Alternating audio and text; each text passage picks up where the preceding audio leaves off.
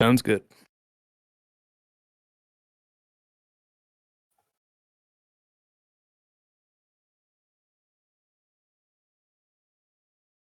Yo, what's going on, everybody? This is the Retro Runner. This is the second annual Ninja Gaiden Any Percent KONOT. That's knockout one night only tournament. Great format. We're going to be commentating. I got my good friend here, Chuckles W73 on co-commentary. How's it going? Going pretty well. Great to be here with you, Retro Runner. I'm excited for a good day of races. Yeah, I'm excited for this. This is a really hype format. I actually love this format. For those of you not familiar, this is not your usual race marathon scenario where you have bracketed type one-on-one scenarios. It all happens in one day, and one by one, the slowest times get knocked off the list until you have one fastest ninja. We got a lot of fast ninjas here today. Some good friends of mine. Great racers. We got Lane Rayner. He got a lightning fast 11:44. We got a couple sub 12 runners. Edo 87 Grayskull. Ex Christine, she's really close to sub 12, along right there with Mr. Aves. Mighty Steiny and Aries Fire Tiger. Yeah, it's quite a group of runners. And first, let's get one thing out of the way. This game is exceptionally difficult to play well. These people are not just going to have to do one good run. If you want to win this, you're going to have to do like 8 really good runs in a row. And that's why PB doesn't even tell the full story. You might look at that and think that Lane Rayner is the obvious winner here. So many things can go wrong in this type of a format, and you have to be consistently good all day long if you want to come out on top. Absolutely. It's a really actually exhausting format for the runners, but it makes for a great watch. And actually, the act of like PB hunting, personal best hunting, it's a little bit of a different skill set than, pitting your skills live in a race. A lot of things can go wrong real fast, especially in this game. There's this whole concept of the global timer, and in a personal best like grind session, if something bad goes wrong, I just reset. I don't even deal with it. And to get on that good global timer in a race, you can't do that. So you're going to be pitted against all kinds of strange situations that you're going to have to improvise and just be really consistent and have nerves of steel to come out on top. And you have to do it over and over and over again. That's right. And, for anybody that saw the tournament last year, one thing that we know going into today, things are going to go wrong for these runners. These are not going to be flawless runs all the way through. And it's all going to be about how they react after this game punches them in the mouth. Yeah, it's all about, taking what the game gives you and just adapting as well as you can. Sometimes you get unwinnable situations, too. You get God Hammers, just unavoidable things that kill you.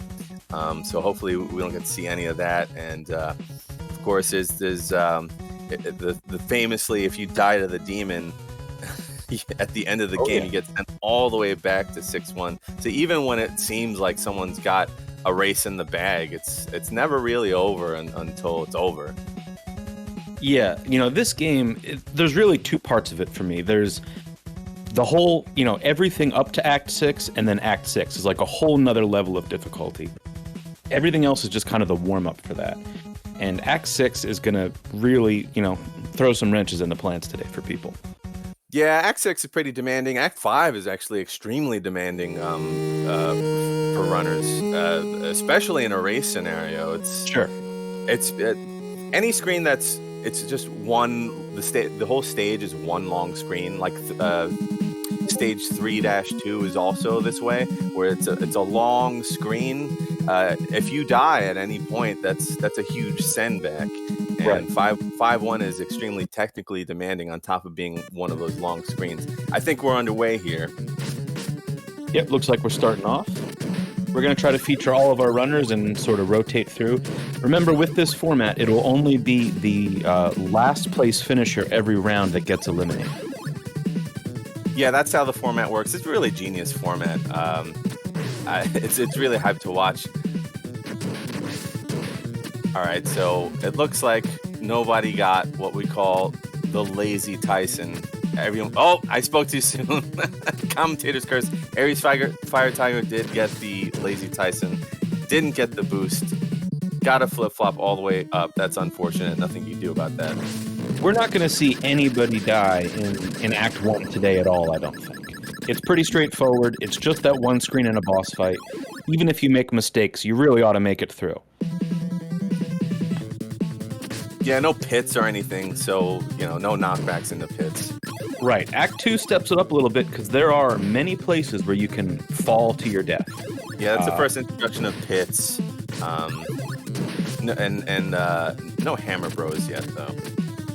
No, the game does a good job of kind of ramping up the difficulty as each level goes on and doesn't just throw it all at you at once. Yeah, I would agree with that. We got X-Christine coming into what I like to call the bounce house. Left, right, beautifully done. Same with Mr. Aves and Mr. Steiny. It's actually deceptively difficult to do. You might, if you don't run the game, you might look at that and not make much of it, but it's pretty difficult to optimize. You can get a janky sort of backwards jump and not get to where you want to be. Right. Everybody in this tournament today is going to do a good job of making this game look easy, and it's important to remember that it is anything but. Yeah. I've run this game a few times myself. I actually just picked up a PB last night, and it was over an hour. So I'm impressed by all of these runners. Yeah, congrats, Chuckles. He knows the game really well. He's been watching not only myself, but so many other Ninja Gaiden runners. So, definitely well-educated on the commentary. Everyone getting the bat boost for Act 2, looks like. Here's where we get the Hammer Bros introduced, and look at all of these pits, all these opportunities to die. Yeah, 2-2 can be a little bit dangerous at times, and the main thing is that you keep that spin slash and that you save enough info for when you get to this boss fight. It's not that it's hard to beat without the spin slash, it's just more time consuming. Yeah, you definitely lose time. A lot of the game is routed around obtaining spin slash and having enough ammo to use it against the boss. Right. But now we get into stage 3 here, which is the only stage in the game where you do not have access to spin slash. Yeah, they just, for whatever reason, they were like, nah, we're not going to give you spin slash. Deal with it. The best we can do is get Art of the Fire Wheel to make quick work of Act 3 boss Massacre, which all of our runners have done. Right. Oh no! Mighty Steiny taking a death in 3-1. It's unfortunate. It's still early, so they've certainly got a chance to recover. They'll be able to pick up the Art of the Fire Wheel here. There's also a backup Art of the Fire Wheel in 3-2 if any of our runners miss it. But it's a little bit out of the way. It's pretty out of the way to get. I would still argue worth getting if you've lost it along the way. Certainly. Here's the part I affectionately call the butt clench cliff. I don't think anybody will be going for that tight jump. Mr. Abe is opting to let the cat bypass. That's the super safe strat. Yeah, there are many ways to deal with that cliff, but it can go very wrong.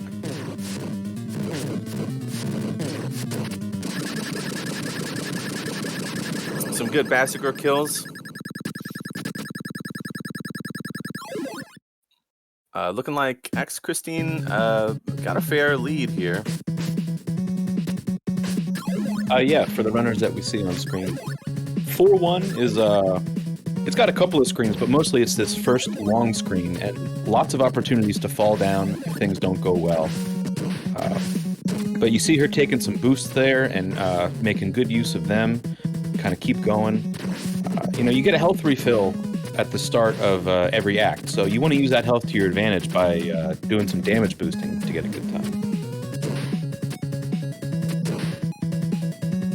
So you're on to 4-2. I know some people like to sing a song in this level. I don't know if maybe you want to break that out for us or not today. That's up to you. Yeah, it involves killing and murdering and canceling and then jumping on the bridge, which hopefully all of our runners will do. I don't know if there's a broadcast delay or something, but it looks like Edo must have taken a pretty nasty death. His entire stage behind the other runners. He might have taken a death in Act 3. He might have. There also might be a delay. We're not able to sync up the runners when you've got 8 people going simultaneously. Right, exactly. So we'll have to check the race timer in Discord afterwards to see what the deal is there.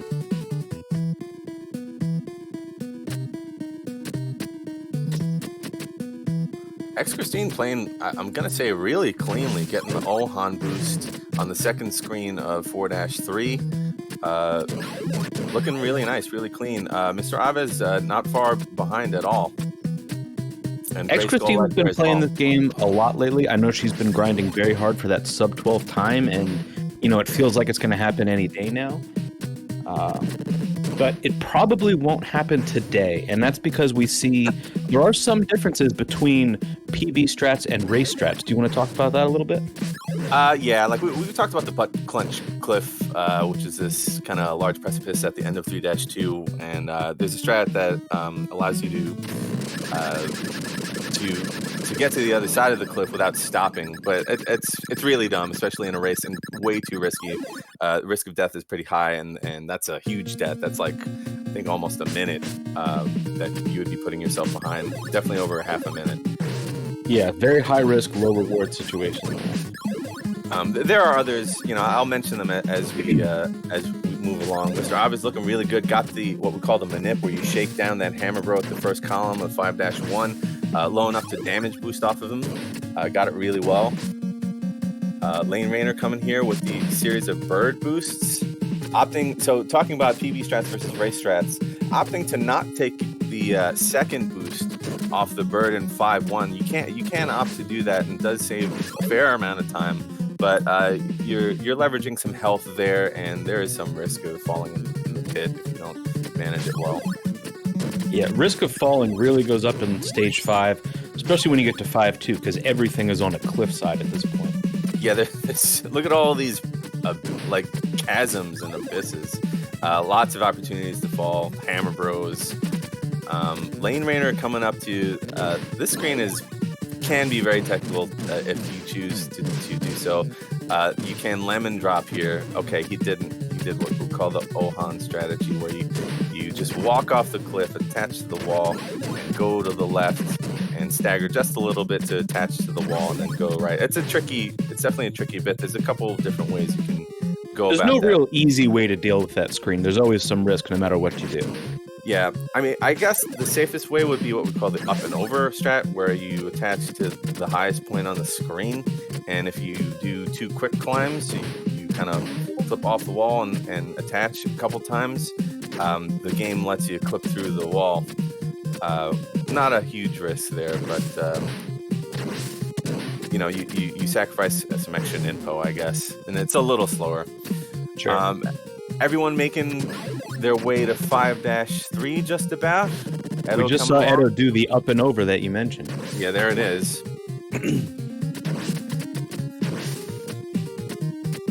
Right now, 5-3 honestly is where I get really nervous.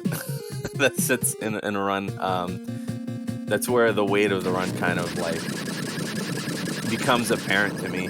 Not too many difficult quote-unquote things. If you have spin slash in 5-3, there is what we call the SP boost, which can be difficult, and Edo got it just now. You see most of our runners have moved on to 6-1 after making short work of Malv. In some ways, 6-1 is a bit of a relief just because for a moment you say, wow, at least I can't fall to my death. And then the game just throws every enemy they can at you and makes it very challenging anyway.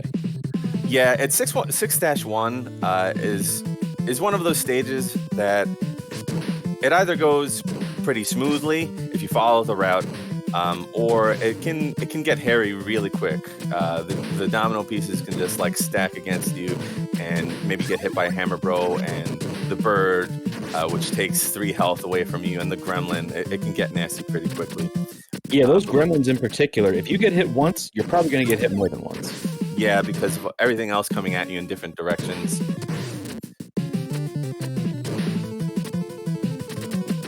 It's like Lane Rainer and Gray Skull are nearly to 6-3 at this point. Lane Rainer is about half a screen ahead.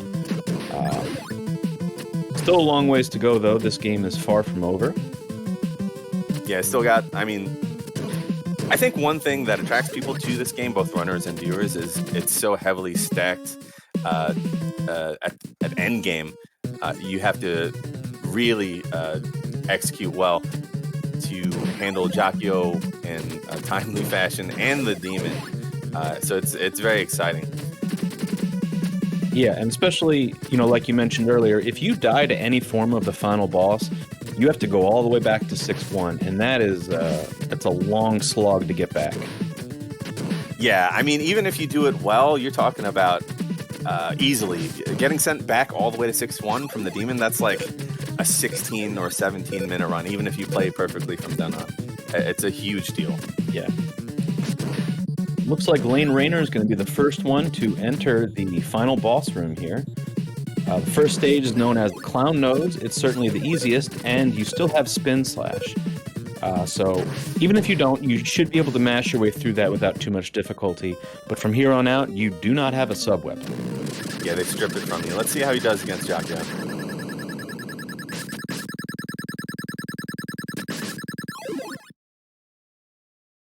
Okay, managing the 3 cycle, looks like. Oh, I just jinxed him. I'm an idiot. Okay. Wow, so Grayskull coming ahead from Lane Rainer. It's important to remember, though, that this being a knockout, you don't need to finish first. You just need to finish not last. Yeah, the slowest time gets knocked out, so all of our runners looking good still. Looks like most of them are choosing to kill the tail, which is debated as far as whether or not it's a good, safe strat or not. It certainly it helps you not take damage from the tail, but you are exposed to the shrimp for longer. Yeah, you just kind of weigh it out. It looks like X15, Edo, Lane Rainer, Mr. Aves, and Lane Rainer are all finished, and Grayskull. So we'll check the times. Yeah, hopefully we can see the other runners up on the screen and just know who's in last there.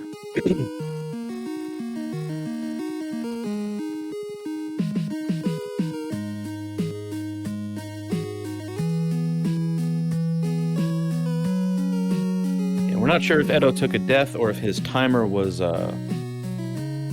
was a little staggered behind. Yeah, I'm not sure what happened there, but he was pretty far behind. It seemed like. Okay, Ares Fire Tiger making his way through Hell Hallway. We got Mighty Steiny facing Jacchio. The Mighty Steiny in a good position here, but again, if you take a death to Jacchio, you lose all that progress. Oh no, Ares Fire Tiger missed the boost to the door of 6-3, and unfortunately that's a game over for him. It looks like he's just going to DNF here. He's going to forfeit. I see that, although Mighty Steiny just took a death to Jacchio and is now back at 6-1. So. Oh no, yeah. Oh my god. That's unfortunate that Ares retired there. He was still in good shape, actually. He would have had a good shot. Yeah. You hate to see it. Yeah. Like we said, it's not over till it's over. It could happen to anybody. I will mention this. I kind of famously or infamously during last year's knockout tournament died to the demon actually twice, and it was me and Edo, or Edo and I, and he also died to the demon twice. So it can happen. Sure, like we said, strange things can happen in stage 6. Now, I believe, does Mighty Steiny need to finish so that they're not also a DNF? I think he actually does need to complete the run. I don't think that the time matters, but if he also doesn't finish, that's technically a time not posted. So I think he would be forfeiting his spot in the tournament by not finishing. All right, well, you know, Act 6 certainly gives me plenty of struggles when I play this game. And not just the boss fight. There's just so many places for it to go wrong. So hopefully they can make it through here and get back to the boss fight. And I do believe they go right to the Jackio fight, right? Yeah, and what's at least one saving grace about this situation is if you have the forethought to take the ammo, some ammo into the boss room, you can just spin / Jackio, although the demon will rob you of any sub-weapon afterwards. Probably a good time to mention if you've never beaten this game, it's a great way to beat this game if you have the patience to do so. So you go to the clown nose, you spin / the clown nose. If you die to Jackio, you can come back with spin / and spin him. And then same for the demon. If the demon kills you, you can come back and take 10 ninpo to the demon. One spin for the head and one spin for the heart should do it. Yep. And if you want to see that in action, just go check out my PB all the way at the bottom of the leaderboard. Because that's the only way that I can get through those boss fights. There it is, yeah. So it's certainly tough because you end up having to run Act 6 3 times. But, you know, it went a lot smoother by the 3rd time, I have to say. Yeah, it's just a patience thing at that point, right? You just have to get through it. All right, there's the spin / very nice. Man, oh man, I wish I could spin Jackio in a run without dying to him first. People still ask me that. Why don't you spin all the time / Jackio? That I wish I could. We wish at least that we you could. Get a health refill here. Take out the head, take out the tail, and just hope that the shrimp are nice. Okay, you got him. GG's, Mighty Steiny. There you go. Very nice. Very nice. I wonder where we can check out the times. Where did everybody finish? I think maybe they'll get posted here in a moment, hopefully. I mean, you can assume, I think, that because Aries Fire Tiger decided to DNF, that it would be him. Yeah, everyone else did get a time, so they'll be moving on. Yeah. But great first round, very exciting. I excite. I love doing that. I've always wanted to do commentary, secretly. It's a lot of fun, and it's a lot of fun. Stressful. Yeah. Oh yeah. I've no stress on me. I remember last year's knockout. I was so nervous, and then race 2 comes, and those nerves don't go away. They just keep piling on you. So I mean, even if you just want to participate, no matter how you do, in my opinion, you're amazing because you gotta have nerves of steel to do this. I respect for everybody in this tournament because I would maybe be on I'd be on 5-2 right now, if that.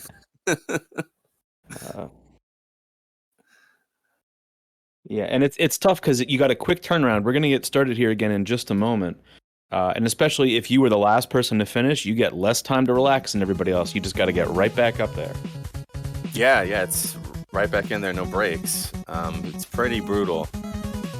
But like I said, makes for an amazing watch. I love the format. I think it's pretty genius.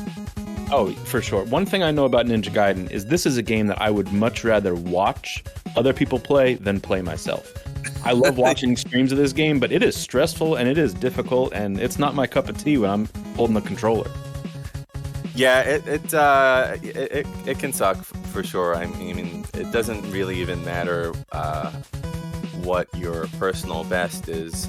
People ask how I feel when I'm on pace for personal best or a world record, and it's extremely stressful. But I have to say that that feeling hasn't changed that much throughout my journey with this game. It's always the same. Like, you get a run on pace towards the end, and your heart's pounding and hands sweating, and you barely execute. Like, that feeling hasn't really gone away or changed.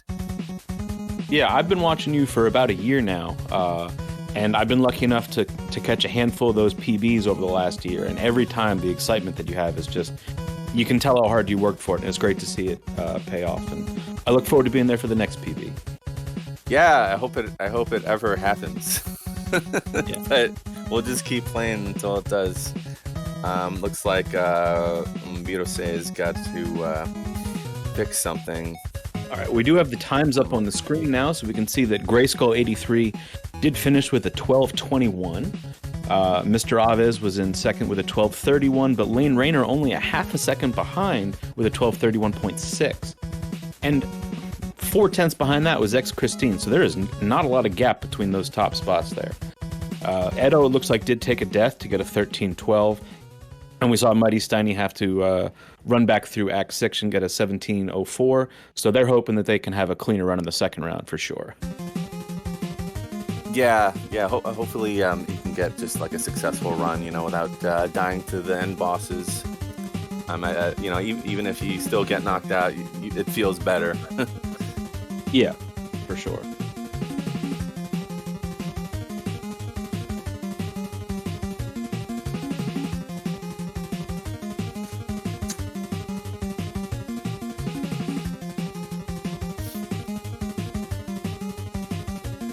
We should be getting ready to go here in just a moment. Thanks, everybody, for hanging out with us here on this Saturday.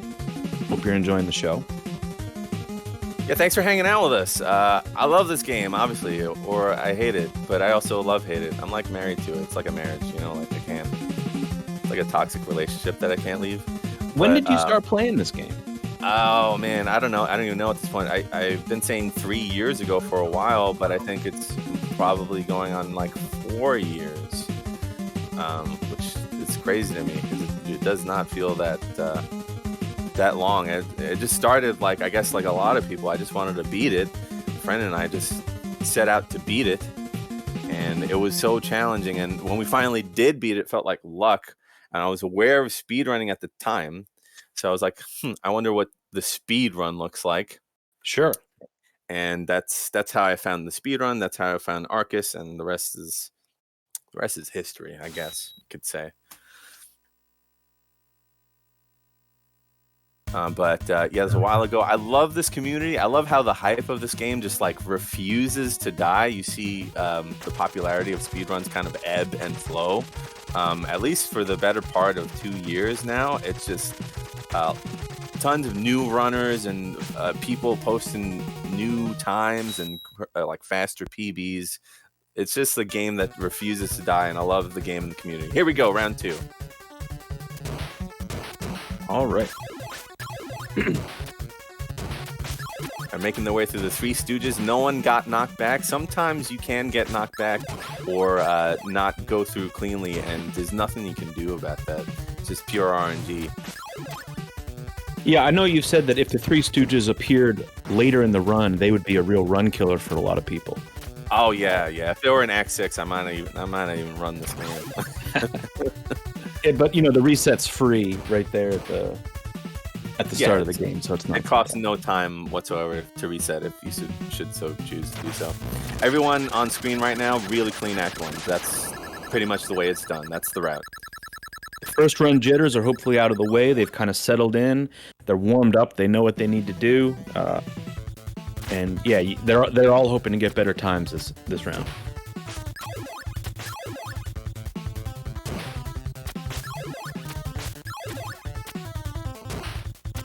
Okay, let's see how people approach this ladder on the right. Also deceptively difficult to execute. Lane Rayner and Christine, beautiful.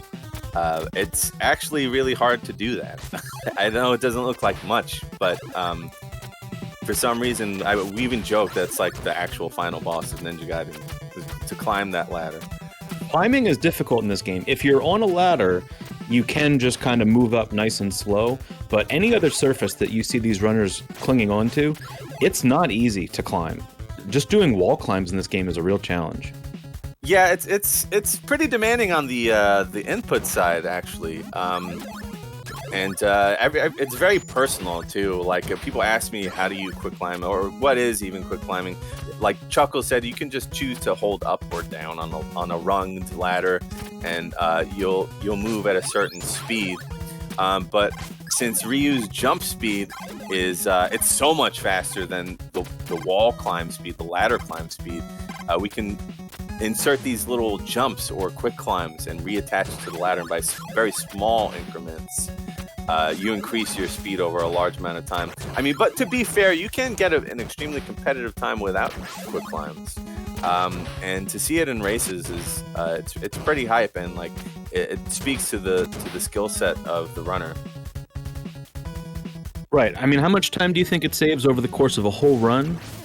Like completely optimal, like humanly optimal quick climbs at this point, from what I've seen, probably between 8 and 9 seconds if you get all of them, which is not nothing. But no one does perfect quick climbs. I don't care who you are. So but if you're just trying to beat the game, I wouldn't worry too much about the quick climbs. No, that's not necessary to beat the game at all. Only if you care about the time. Also, it's just kind of swag. And it looks cool. That's another thing. This game's the run's very visually attractive. People see all these weird quick climbs and they're like, "What's that? It looks rad." I would agree. Yeah. Everyone having pretty good pace right now to Act 3. I have not seen any major errors whatsoever. I don't even think I've seen so much as a knockback yet. We just saw Lane Rayner take one. He was going to set up the double bird boost, and it didn't pan out. Took a hammer. These things happen. Not a big time loss. He's extremely consistent with what we call the double bird boost in stage 3-2. It only saves 0.3 of a second, but I've rarely seen him not get it. So he just goes for it in races, which is it's incredible to see. All right, pretty good Bassiker fight for Lane Rayner there as he moves on. X Christine is right there too. Not a lot of separation. Yeah, all of our runners pretty close. Lane Rayner extremely close to getting what we call the standard kill. It's what a dumb name. What a dumb name for a buzz kill. But it's one of the faster ways to kill Bassiker. Not easy though. Not easy. Standard, but not easy.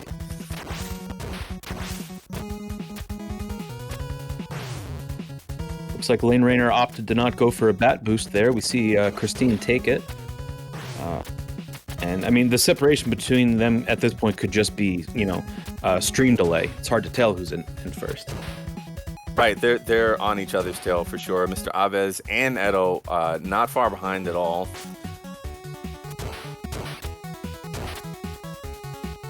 Oh, interesting. Lane Rayner choosing to wait for that bat over the first gap in 4-2.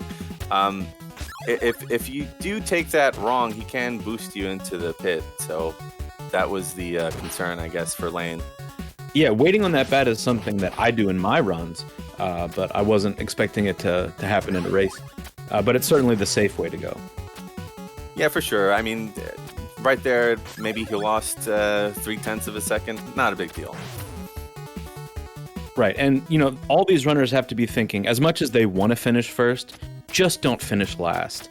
So Lane is a strong enough runner in these early rounds that he knows that, waiting on a bat is not going to be the thing that sends him out of this competition. Right. He's going to need to make a bigger mistake, at least in this early round.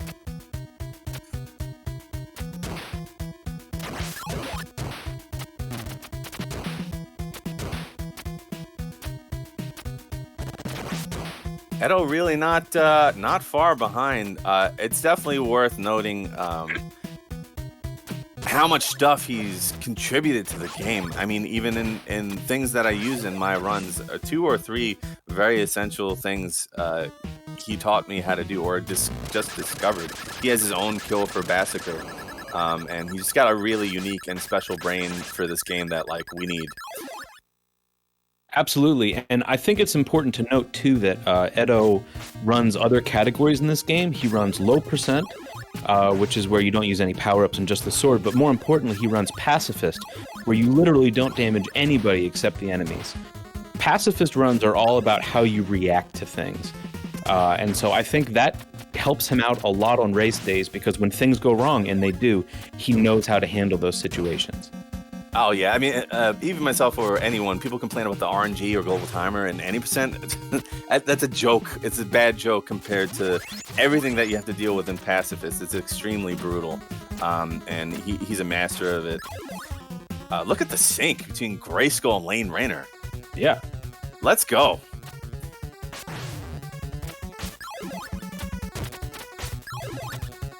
Everyone's just almost exactly.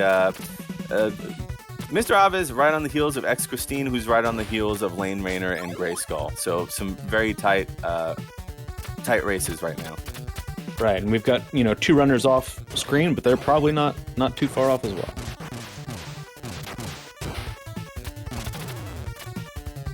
And Grayskull going for the up and over. Yeah.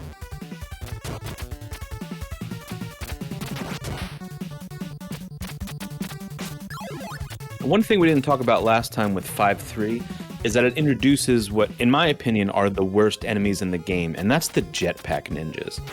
People complain a lot about birds, but these jetpack ninjas are just the worst. Yeah, I mean, it's sort of the thing that, like, if you ride the train on the rails, so to speak, and follow the route, shouldn't be too bad. But the second you have a misstep and maybe you take a knockback, they start to pile up on screen a lot, and they also throw these sort of awkward to handle trajectory ninja stars at you, and those can pile up on the screen too. So it can get really nasty very quickly, especially if you don't have spin slash. It's a problem. As someone who plays this more casually, it is a big problem. There we go. He was mouth. Grayskull, Lane, and X Christine, and Mr. Aves all making short work of him. It's a shame. Moth talks a big game, but he's not that much of a threat. Yeah, it's a shame. He looks so cool, and he's got his own cutscene. He throws these like epic lightning bolts at you or whatever, and he's just such a pushover, even without spin slash. Yeah. It's very easy to defeat him. You just out DPS him, and he dies. Yeah, he's actually not that hard to beat without spin slash. And for anybody thinking about picking up this game, I highly recommend playing what we call Revenge Percent, which is where you get through Act 5, you kill Maul, you get your revenge, and then you turn off the game and walk away. There you go. It's a lot less stressful. You completed the storyline. Your dad, according to the cutscene, you can't help him, so he's gone. So just leave. Yeah, you'll be a much happier person. Yeah, it's fine.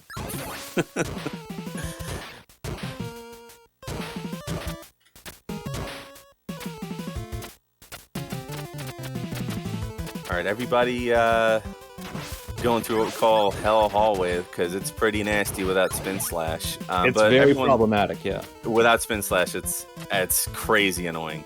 Everyone getting through pretty clean, though. Yeah, I don't think we've seen any deaths happen yet. Hopefully there's none happening off screen. No, hopefully we wouldn't do a serious commentator curse here, but no deaths and some competitive paces right now for sure.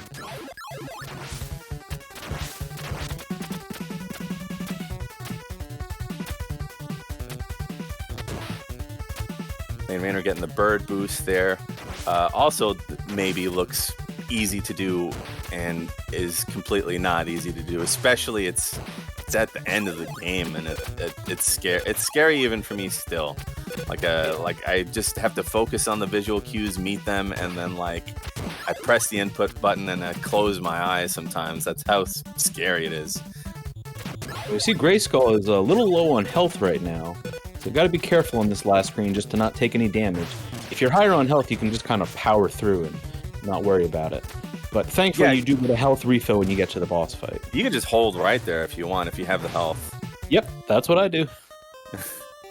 Oh, Lane almost taking the plate kill. Mm. It looks like he said, yeah, he salvaged a 3-cycle out of it, but really impressive. Middle platform fights are very advanced and extremely demanding. You have to mash down and B while moving Ryu. It's ridiculous. It's like NES controller gymnastics. Nothing's easy about that. No, it's ridiculous. KX Christine and Mr. Aves synced both with the 3 cycles there. All right, looks like Lane is going to be the first one to take out the demon, but all these runners should be feeling pretty good about their times. Yeah, all these runners, excellent runs, like just all around from everything that's on the screen right now. Okay, Gray Skull finishing. X Christine finishing and Edo. So our 4 screen runners are done. We see Mighty Steiny going through Hell Hallway. He doesn't have the correct amount of ammo, but adjusted beautifully. That was a great awareness on his part. All right, so it does look like everyone else is finished. So Mighty Steiny will be eliminated after this round, but GG's to them and GG's to everybody for solid runs there. Yeah, those were all solid.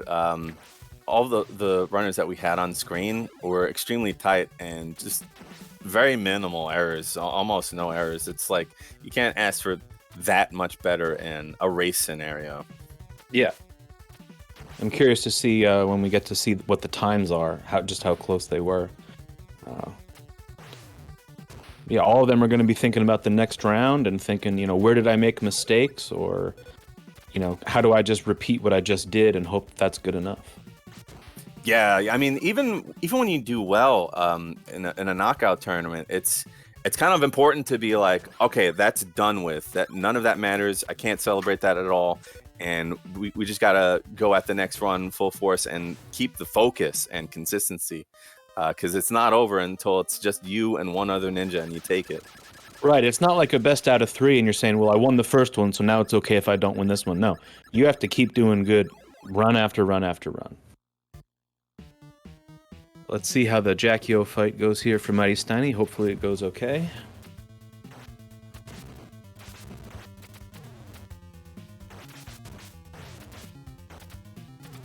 Looks like he's gonna have to wait for the 4th cycle. Got the 4th cycle. Okay, it was pretty good. Pretty good. That was a good example of how to take that fight without going for the plate kill and just making it through. Yeah, I wish I could have a Jackie-O fight like that. To be fair, like fighting, not even just what we call the plate kill discovered by stuck in a plate, which can maybe afford you to kill Jackie on what we call 1.5 cycles. You don't need that to have even a really good time. Right. Gohan has 3 cycle Jackie without that. Okay, Mighty Steiny finishing up strong, completing the run. GG's to Mighty Steiny. Yep, and we should have the times here on screen shortly once we get that compiled.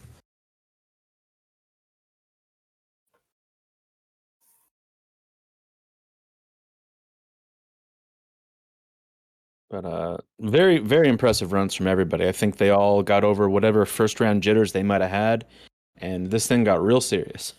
Yeah, everyone put their game face on, for sure. A lot of close very close calls. A lot of screen syncs, and you love to see that in a race. That's why you watch these. All right, looks like we have the standings up there. We see Lane Rayner took first with a 12:13. Mr. Aves was 5 seconds behind that with a 12:18.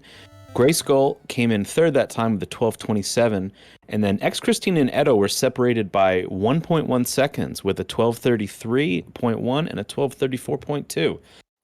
So this is still anybody's race. It's very tight, and it looks like any small mistake could be what sends you home in this next round.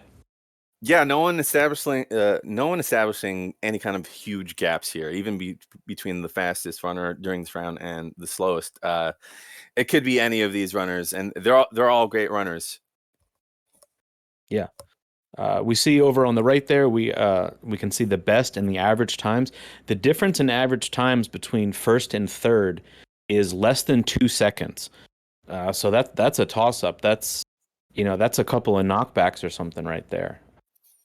Yeah, it's like This is a going to couple be of close. knockbacks. Yeah, this is a good one. I'm hyped to commentate this with you. Yeah, Um, uh, I'm glad that I kind of coaxed Lane Rayner to join somewhat at the last second. He didn't really want to. I think he be totally transparent as he's having some controller issues. The D-pad rubber on his controller has been broke, like visibly broken, for a long time. And at the last second, he just said, "Well, screw it, I'll do it anyway," which yeah. is like that's really cool sportsmanship, I think, and not being salty about your equipment and just participating in a great community event. So for this next round here, if you are, say, ex Christine or Edo, are you thinking about making any adjustments? Maybe going for some strats you didn't go for in the hopes of getting a better time? Or are you just sticking with the plan and doing what you did last time and hoping that it goes better? I think you might. I think you might see some strategical changes. I've personally seen ex Christine ramp it up in these situations and Yeah. maybe choose to not kill the demon tail, which can afford you between 4 and 6 seconds, which maybe doesn't sound like a lot, but you can see the difference. 6 seconds would put you way up there. That give you a huge lead, even Sure. if you were behind. That might afford you not getting knocked out. All right, round 3, let's go. Yeah. We know that all of these runners are capable of faster times than what they just got. Christine is going to be getting sub 12 pretty much any day now. So it's absolutely in her to shave some time off of a run. Yeah, I wouldn't be surprised to see, maybe some bolder choices throughout the run. Grayskull getting a lazy Tyson, but handling it as well as you can. Again, that's where he chooses to not boost you, and it does waste a good amount of time. But if you're ready for it, it could be not that bad. Grayskull appeared to be ready for it and handled it pretty well.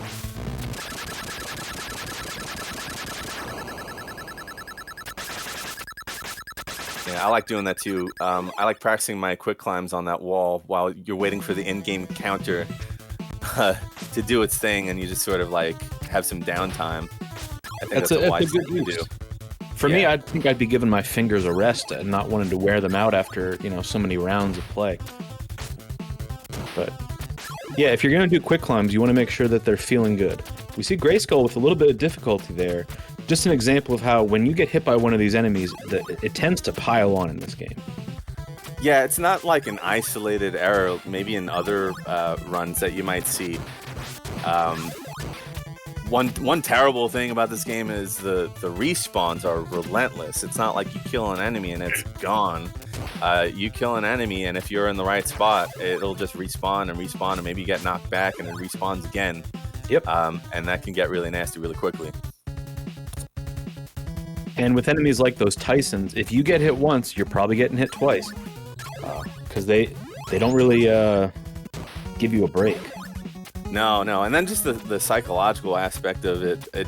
Sometimes it could just be emotionally hard to recover from that. You're like, oh, that sucks. I got knocked back and I got knocked back again. And like it could be this domino effect of errors. But in a race, you gotta kind of pull up your pants and keep going. Right, and this is still early in the run, so I don't think Grayskull's too worried about that little bit of damage.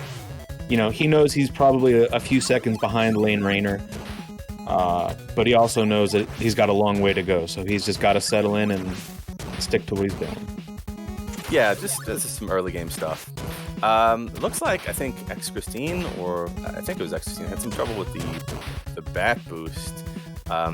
If you take that really in a wrong way, you can fall through and die. So at least that didn't happen, because that's a pretty costly error too. But no deaths. Edo making his way to 3-1. Looks like he's the first one there, which is good, because he knows he needs to do better if he wants to stay in this competition.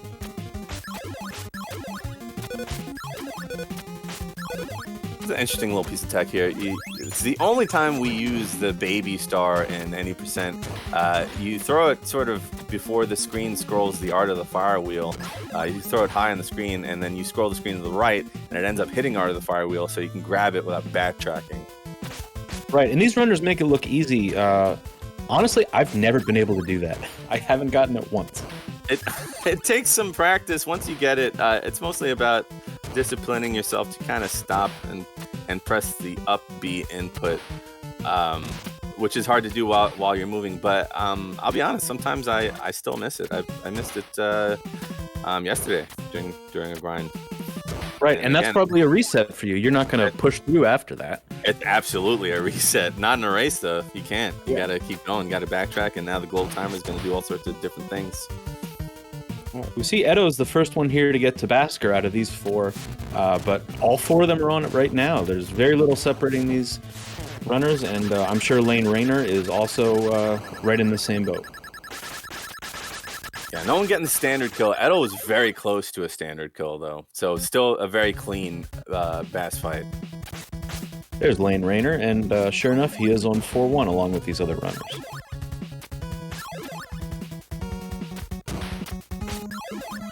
Grayskull took a small knockback there, not a huge time loss. Yeah, that hammer bro can be really problematic. That's like a really bad God hammer situation. Like if he wants to, he can just end you there. That's very annoying. Yeah, there's plenty of places to fall to your death in 4-1, so as long as you avoid that, you're doing okay. I'm curious to see if Lane Rayner takes the pause here for the bet. He does. That might have been something he decided in practice, that for a race strategy, he was, maybe he took a knockback this morning and said it wasn't worth it. Yeah, and this game, I don't know. I mean, I've run other games before, but sometimes a lot of things that you think that you have 100% down consistently, like you never get it wrong. Like for some reason in a race, it just doesn't go that way.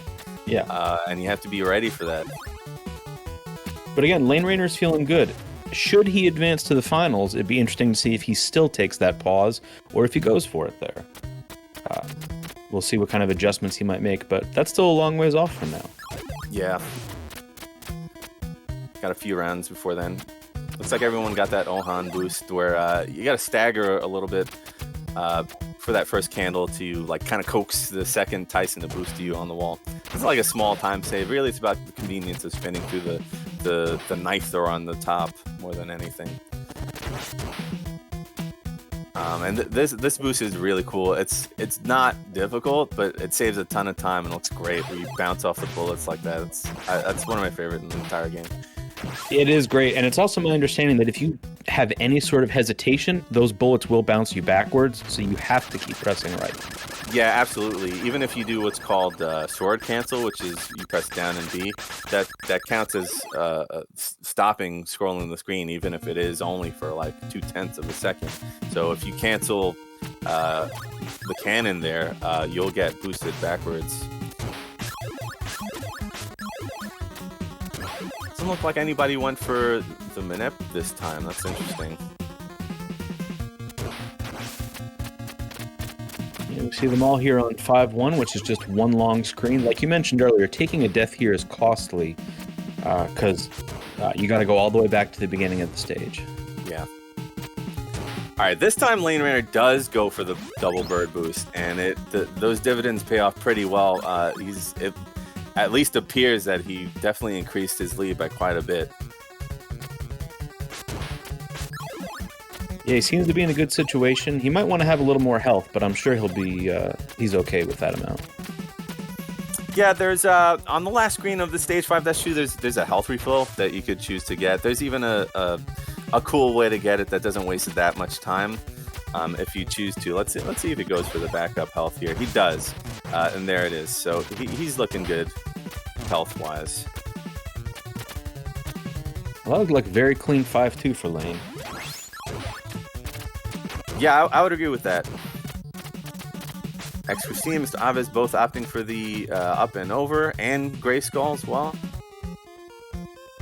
And he gets the bird boost. That bird boost, let me tell you, is extremely finicky. As much as I practice it, it's kind of like It's kind of still like 30% a mystery to me.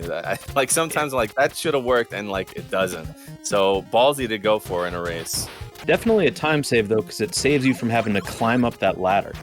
Oh yeah. I mean, like if you can get it, it's definitely a time save. Absolutely. I think it's maybe like 0.6 of a second of a save, which again may not sound like a lot, but in this game, it is. Yeah, I mean that could be the difference between getting knocked out and advancing in this tournament. Right. The time's so close that that plus maybe a couple of other time saves could really add up to something that would be significant. You see Grayskull and X-Christine in pretty good sync right now. Yeah. Lane Rainer already making quick work of Malv, and Mr. Aves is also ahead. Not sure where Edo's at the moment, but probably not too far behind. Almost had a triple synced mouth. Oh, look at Edo. It looks like Edo's not very far behind Lane at all. No, and he's ahead of X-Christine, and they were close last round. This is still anybody's. It's really hard to call when they're all so close. Yeah, this is extremely no one wants to make a close. mistake. Yeah. I would say if these runners keep up their paces, it's definitely going to come down to the final pair of bosses. I mean, there's really not a ton of time. Yeah, if anybody here was interested in getting a plate kill, now might be the time to bust it out. Yeah, Lane Rainer's been going for those middle platform fights, which, if you choose to, like, you can educate yourself on a lot of different backups should things go wrong. But it's still scary, and like it can be an all or nothing situation. Like you either save 6 seconds or like add 6 seconds to a deficit. Oh, Lane Rainer having some problems there. Made it through. Nice recovery. Nice recovery. Yeah. He kept his cool and made it through. I'm sure he's not very happy with how that screen went. Yeah, I feel. Oh no, this is terrible. Okay, so one thing that can happen on the screen, especially if you get knocked back like that, is you can get knocked into the fire shield, which casually is kind of cool to have, but in a run it rids you of spin slash, which is a huge time waste. The good thing is spin slash is right here on the next screen. Right. Yeah. Some people, it's debatable. Some people say that it's faster to just kind of go ahead without spin slash and mash the clown nose because you have to backtrack so far to get it. Christine's struggling in that bounce house there. Yeah, up the right-hand side. I wonder why she tried to go up the right-hand side. That's interesting. See Lane Rainer already making his way to the bosses. Yeah, Lane Rainer about to fight Jockio. Grayskull very low on health here. I think that was the case last time too, so maybe he takes a different approach and maybe picks up a damage boost that other people aren't taking. Right before he got through the door, he took a death. That hurts. Now he's without spin slash and gave X-Christine a chance to make up some time there. Yeah, now he's behind all runners on screen. Lane Rainer, I believe, got a 3-cycle, definitely competitive. Let's see what he does for the demon. Yeah, and then hopefully let's get Edo up on the screen so we can see where he's at. Lane Rainer still going to kill the tail.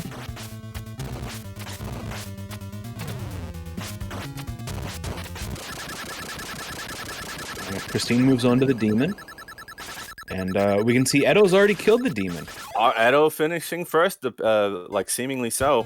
And Lane Rainer not far behind. Between Christine and Grayskull here are battling it out to try to not be last. We see Christine not killing the tail. Going ham, let's go. Don't kill the tail. Nice. For the glory. You love to see it. And so, Grayskull's going to finish up. It looks like, I guess, Grayskull is the one that got knocked out this round. Yeah, I mean, we're at the point now where you can get a good time and still get knocked out. I mean, even at the start of today, there's no bad runners in this tournament. Every one of these competitors is great.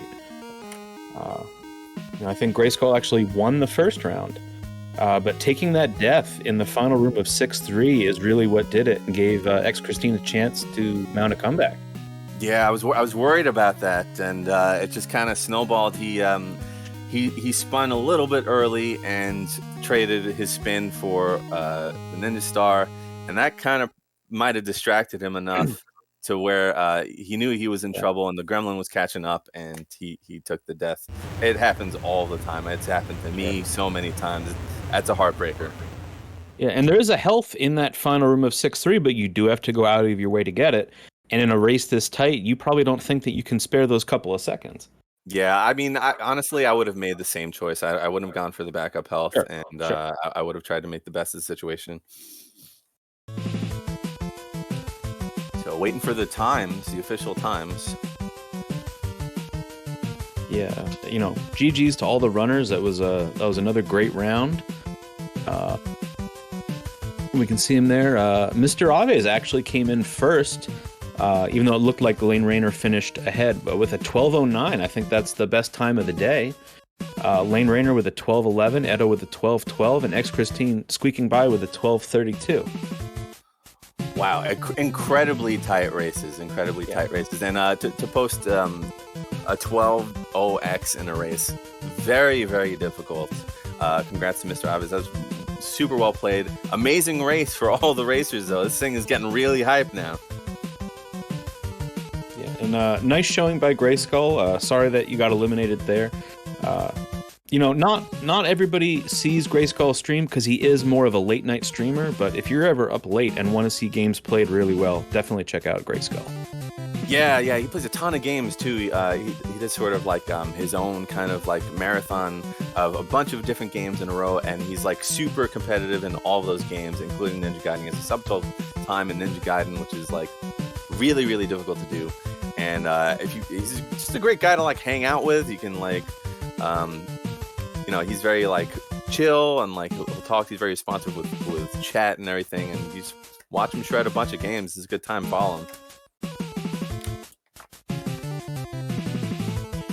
Yeah, so now we are down to our final four, which, as Chad has pointed out, means we don't have to worry about runners off screen anymore, which is nice. We'll be able to see everybody. Everybody's playing real well. Christine had a couple of small hiccups in that run. Losing the spin slash in 6-2 was definitely a time loss. And then getting stuck on that wall with the right side climb, I'm not sure what exactly was going on there. But that definitely cost her a bit of time.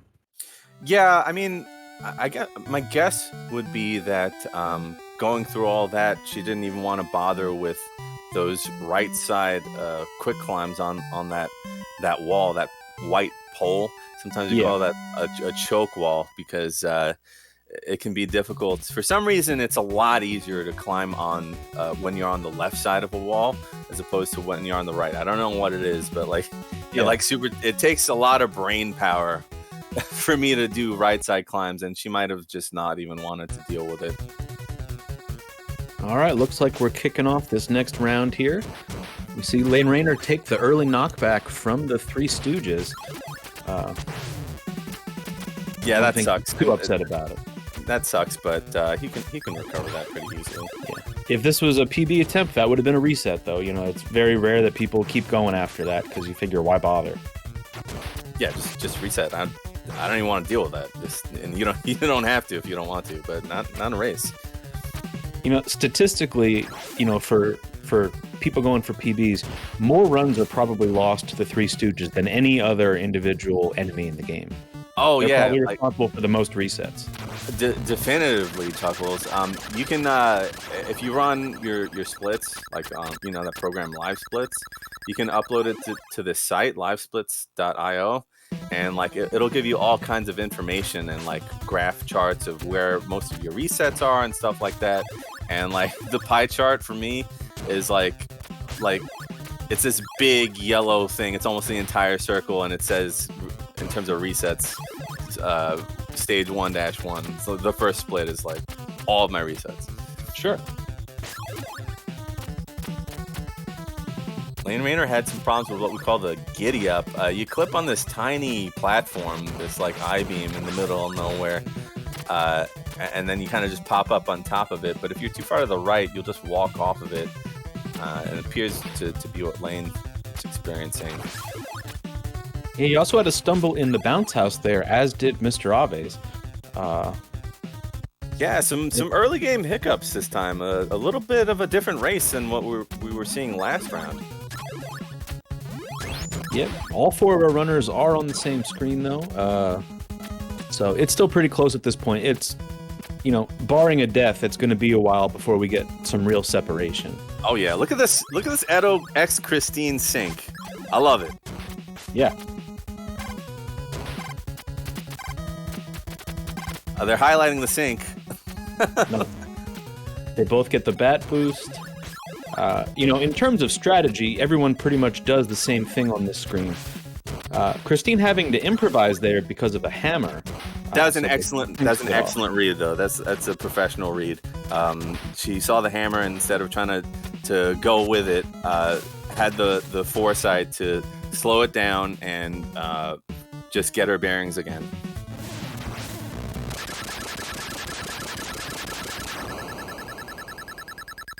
And with the, you know, with any stream delay, it's still a little hard to tell who's actually in first, but they are all very close as they make short work of the boss of Act 2. And now they have to live without Spin Slash for a little while. Yeah, that one's name is Bomberhead, and it's just funny to me that the instruction manual bothers to mention that he's from the Bronx. I don't know why they do that, or what, like, Japan's like image of the Bronx in the 80s was. I guess they thought it was a pretty rough and tumble place. Yeah, just people walking around with chains and yeah, bikers with bats, bars you don't want to walk into. Edo having to deal with some odd hammers there too, and his experience with Pacifist and low percent totally showing. He dealt with that extremely well. Could have easily taken a knockback there, but handled it really smoothly. Lane Rayner did get the double bird boost that time. Dude, so he will be the first one to massacre. He's so consistent with it, like almost annoyingly so. Like he's so good at it. I'm gonna say he's probably the best runner at the double screen, the bird boost. He also gets a standard kill, and looks like Edo does as well.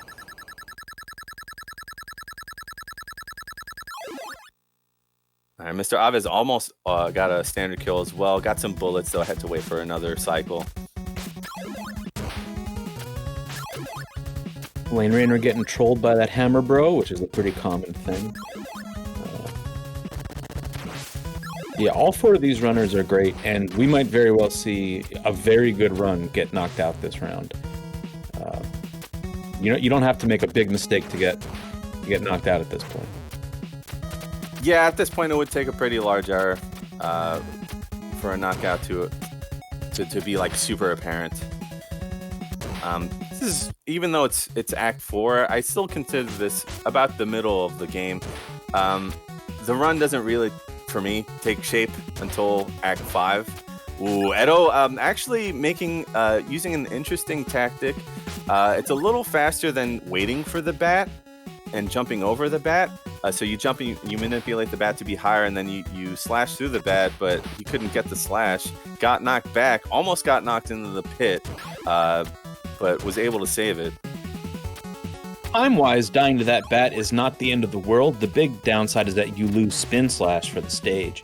Yeah, I think you lose maybe, 10 seconds if you die to the bat there, but that's compounded by the fact that you lose Spin Slash. All things considered, maybe between 6 and 7 seconds. Mr. Aves there messing up the final damage boost of 4-2, cost him a couple of seconds. Yeah, in charge up the view. Yeah.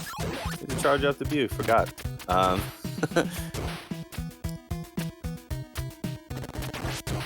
Lane Rayner getting my favorite damage boost in the game, so does Edo and X Christine.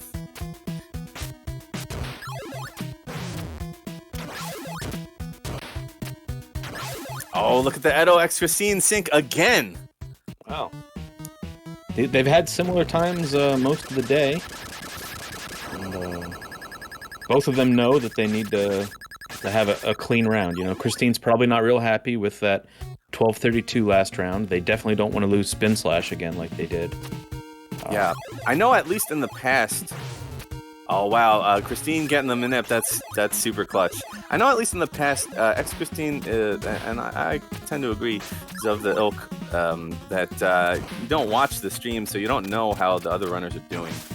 So you gotta think that she believes that she's behind, and she's maybe wanting to catch up.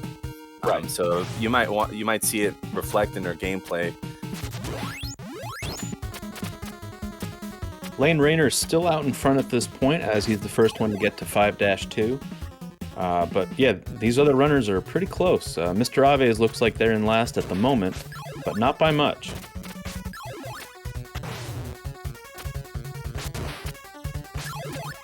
Yeah, Lane Rayner are about 2 screens ahead of Edo and Christine at this point.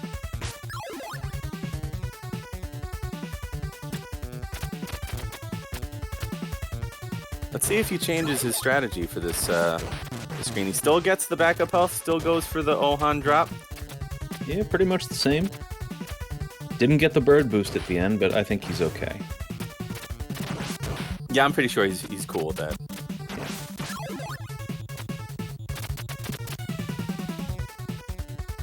Edo and Christine still in sync there. Mr. Aves can't be more than a second or two behind, and that could just be stream delay, to be honest. Yeah, again, worth noting that what you're seeing on screen might not like super accurately reflect the runner's current paces. Lane Rayner getting the SP boost. Again, that's a very difficult boost to get, and it saves a fair amount of time because you're circumventing that entire ladder. Edo with a little bit of trouble there, losing the spin slash and gaining the fire wheel after taking a knockback. Oh, that's rough. And That's health-wise, going to make this mauled fight is going to be slower for sure if he can get there without dying. He should be safe to get there. His low percent experience shining through there. Right. He will get a health refill for the boss fight, and he knows how to beat this boss without spin slash. It's really not that hard. But it is more time consuming for sure.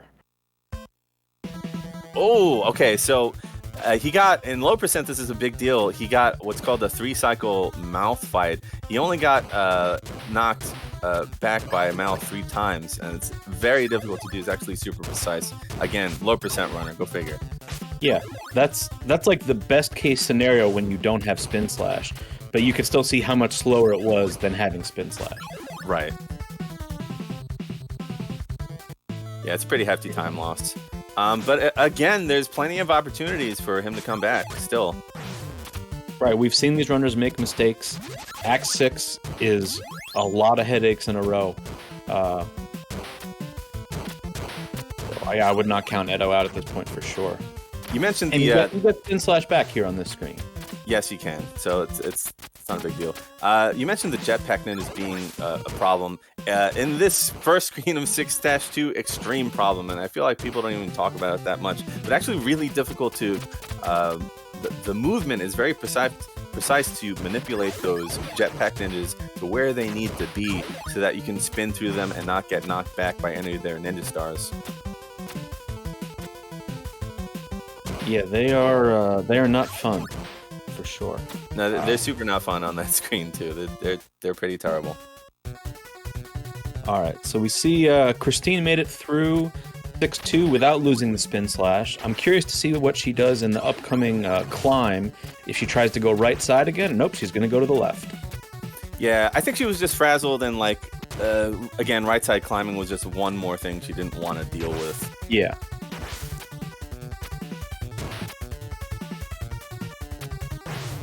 And getting the bird boost. Christine getting that bird boost.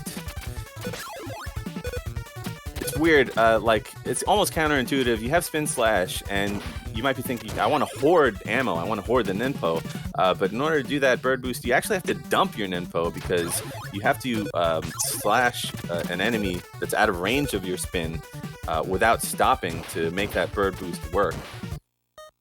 Looks like Lane Rayner's the first one to Jack Yo. Christine's going to be the second one there.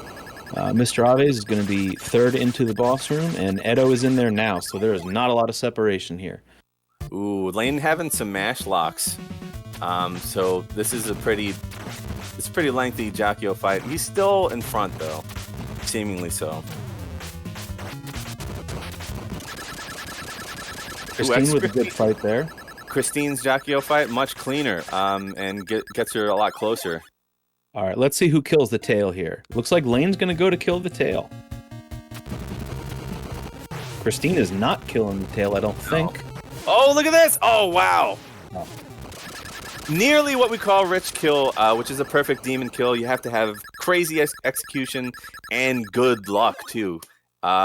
And it looks like she might have even finished first because of that. We'll have to see what the official times are, but that was really close. Mr. Aves also did not kill the tail there, and it looks like Edo is not killing the tail either. So Lane Rayner was the only person in the Final Four to kill the tail. GG's to all the runners. That amazing race, some great sync there. Yeah. This is why you watch a knockout tournament. So hyped, the sync. People, it's great to see a runner just kind of throw caution to the wind and like put all their cards on the table and say this is it and go for it. And really well played by X Christine and all of the rest of the runners. I think it looks like Edo probably is the runner who was knocked out, but we're about to see officially soon. Yeah, I think for Edo, losing the spin slash in Act 5 is what kind of sealed the deal. It's just, he still made it through the rest of the stage fine without it, but it is slower going, especially on that Mauled fight, when you don't have a power-up. Yeah, I mean, again, he handles that as capably as any runner can when you lose spin. He did a beautiful job, but, not having spin's just too big of a time loss there. I mean, he's a truly fantastic runner.